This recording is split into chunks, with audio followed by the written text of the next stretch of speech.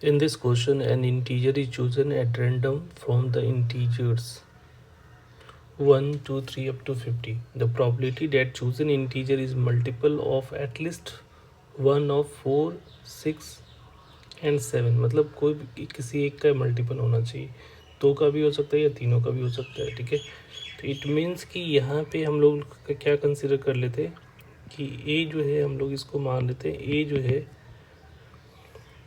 Multiple of 4 है। ठीक है, तो ये मल्टीपल कितने होंगे 1 to 50 में? तो मल्टीपल का मतलब क्या हुआ, अगर 4 का पहला मल्टीपल 4 होगा, फिर 8 होगा, फिर 12 होगा, इस तरह का जो नंबर होंगे वो उसका मल्टीपल कहलाएगा। तो टोटल कितने होंगे, तो 50 है तो इसका जो वैल्यू होगा 50 डिवाइडेड बाई 4 इतने होंगे। इसका ग्रेटेस्ट इंटीजर ले लो तो कितना हो जाएगा, 12 हो जाएगा। 12 पॉइंट समथिंग होगा तो ग्रेटेस्ट इंटीजर तो टोटल 12 होगा। ठीक है, ऐसे भी काउंट कर सकते हो, जैसे 4 हो गया, 8 हो, 12, 16, उसके बाद 20, 24, इस तरह से भी काउंट करोगे तो टोटल कितने आएंगे, 4 के मल्टीपल पहला 4 होगा, लास्ट 48 होगा। ठीक है, तो टोटल जो होगा वो कितना हो जाएगा, 12 हो जाएगा। उसी तरीके से बी जो किसको ले रहे हैं, B is the multiple of 6, तो 6 का भी मल्टीपल कितना हो जाएगा, 50 डिवाइडेड बाई 6 कर लेना, उसका ग्रेटेस्ट इंटीजर, तो इसकी वैल्यू कितनी हो जाएगी, 8 हो जाएगा। 8 6 का कितना हो जाता है, 6 8 जा कितना होगा 48, तो ये 48, उसके आगे तो बढ़ेगा नहीं, तो टोटल 8 हो जाएगा इसमें। सी जो है ले लेते हैं मल्टीपल ऑफ 7, तो 50 डिवाइडेड बाई 7 करोगे तो 7 का मल्टीपल कितना होगा, तो 7 7 जा कितना होता है 49 तक जाएगा, तो टोटल 7 ये हो जाएगा। ठीक है, अब हम लोग को जो फाइंड करना है इस पर थोड़ा सा गौर करोगे तो फाइंड बेसिकली क्या करना है कि एटलीस्ट कोई 4 6 7 में से किसी एक से डिविजिबल होना चाहिए। तो इसका मतलब है कि हम लोग प्रॉबिलिटी निकालना है A union B union C. इसका मतलब हुआ कि किसी भी एक से डिविजिबल हो जाएगा या मल्टीपल हो गया तो हमारा वो उसकी प्रॉबिलिटी फाइंड करनी है। ठीक है, तो यहाँ पे देखो, अगर ऐसा देख रहे हो तो इसका मतलब कौन सा रीज़न,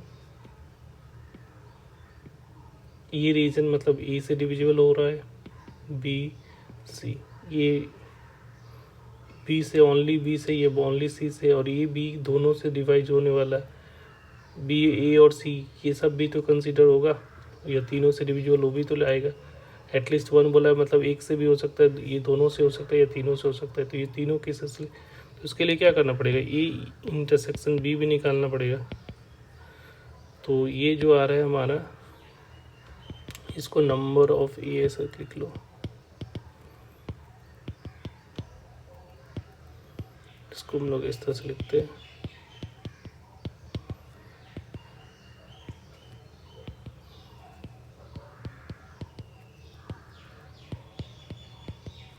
ठीक है, तो उस तरह से number of A intersection B का मतलब जो ऐसे नंबर जो कि ए से भी का भी मल्टीपल हो, बी का भी मल्टीपल हो, तो ऐसा नंबर क्या होता है, दोनों के एलसीएम, जैसे 12 हो गया, 24 हो गया, जो कि 4 का भी होगा और 6 का भी होगा, तो 12 का मल्टीपल दोनों कैल्शियम लेते हैं, तो दोनों कैल्शियम लोगे 4 और 6 का, तो 12 आ रहा है, तो 12 से डिविजिबल होने वाले जितने भी मल्टीपल होंगे वो 4 और 6 का भी होगा, तो ये हो जाएगा 50 डिवाइडेड बाई 12 कर दोगे तो कितना हो जाएगा, 4 हो जाएगा ये। सिमिलरली बी इंटरसेक्शन सी निकालोगे तो इसका मतलब बी और 6 और 7 दोनों से डिविजिबल, तो दोनों कैल्शियम लोगे तो कॉमन तो कुछ है नहीं इन दोनों में, तो 6 7 जब 42, तो 60 डिवाइडेड बाई 42 करोगे तो ये वैल्यू जो आएगी वो 1 आएगी। और ए इंटरसेक्शन सी करोगे तो 4 और 7 कैल्शियम 28, तो 50 डिवाइडेड बाई 28, ये भी एक ही टाइम्स में आएगा तो एक ही इसमें भी आएगा।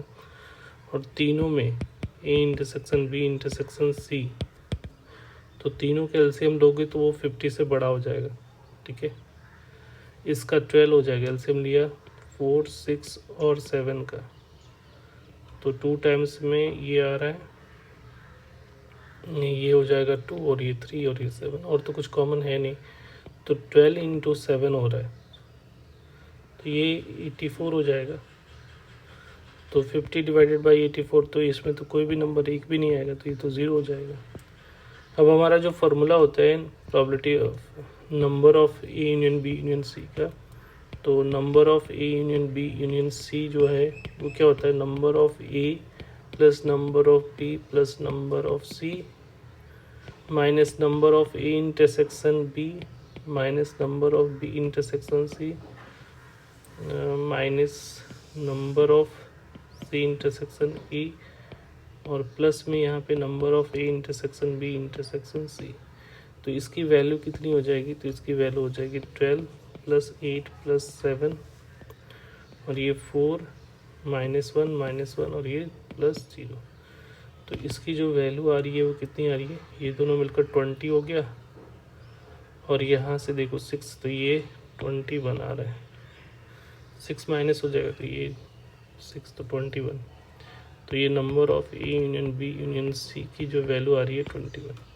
अब प्रॉबिलिटी पूछा जा रहा है, probability of A union B union C, तो नंबर ऑफ सैम्पल स्पेसेस का कितना हो जाएगा, तो नंबर ऑफ सैम्पल स्पेस का मतलब total number of possible value, तो टोटल कितना है 50 है, तो नंबर ऑफ सैम्पल इसमें बेसिकली 50 है। तो प्रॉबिलिटी क्या होगा, number of A union B union C divided by number of sample space. तो ये हो गया हमारा 21/50। तो इसका जो करेक्ट आंसर होगा वो कौन सा होगा, बी ऑप्शन हो जाएगा। Thank you.